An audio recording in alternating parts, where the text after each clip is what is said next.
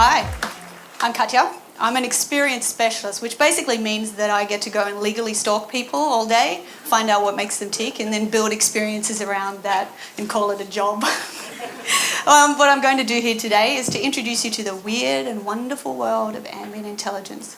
First of all, open your minds. I need you all to accept a concept. You all have an aura. No, seriously, you have an aura. Every single one of you. I'm not talking about this kind of, purple around you and golden lights over your shoulder aura. What do you think I am, some kind of hippie who grew up in a tent and spent their formative years in Bellingen with goats and stuff and was nearly called Moonbeam? Oh yeah, that's me. No, what I'm actually talking about, I'm talking about a different kind of aura, a digital aura.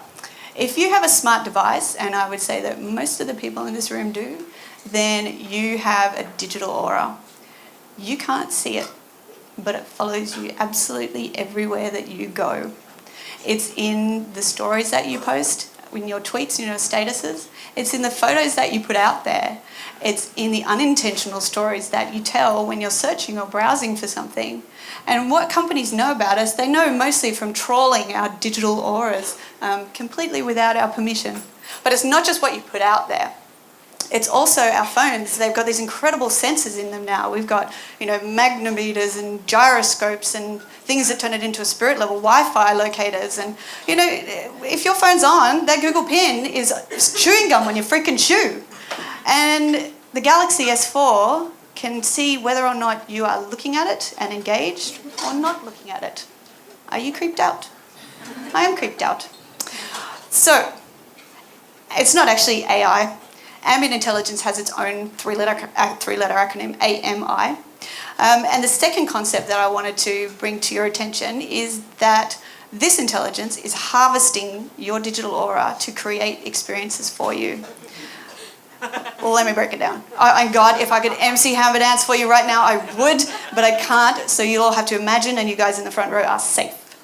Ambient intelligence is actually made up of 4 aspects. It's made up of contextual awareness, it's made up of personalization, it's immersive, and it's also an adaptive environment in which experiences are created for you by MC Hammer.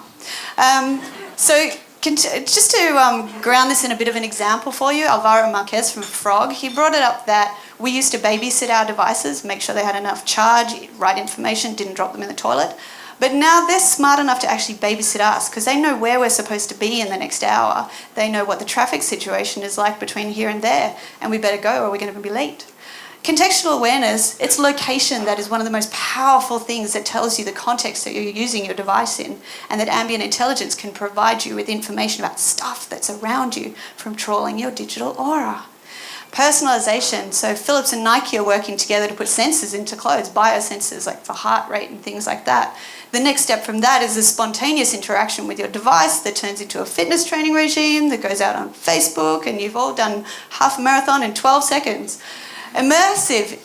For an immersive experience, it has to be able to control the environment around you. It's the quality of experience for the sounds that you hear, the lights that are around you. So ambient intelligence controls your environment as well.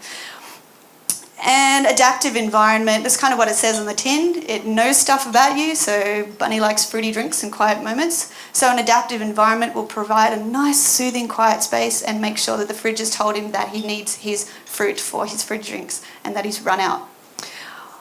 But before you get too weirded out, because I've given this talk before and I'm still weirded out by it every time I go. This is actually just about people living easily in digital environments. This is about creating environments that are sensitive to people's needs, that are personalised to your requirements, that are anticipatory of your behaviour, and that they actually respond to your presence and create an immersive experience for you based on everything it knows. So I'll give you a not creepy example of ambient intelligence. So the ambient assisted living project is, say we've got Agnes who's 80 and living on her own. It's a set of sensors that have been put into her house, and the ambient intelligence can tell whether or not she's actually managing to live independently. Is she able to wash her clothes? Is she moving around the house in a sensible fashion, or is she cognitively deteriorating? And this ambient intelligence can say whether or not she needs to go into a more assisted living or whether or not she can actually stay as an independent person. So with my last slide, I would like to say thank you very much for my 5 Ignite minutes of fame, and leave you with that last project so that you know that ambient intelligence can stalk you with the very best of intentions. Thank you very much. Thank you, Katja Forbes.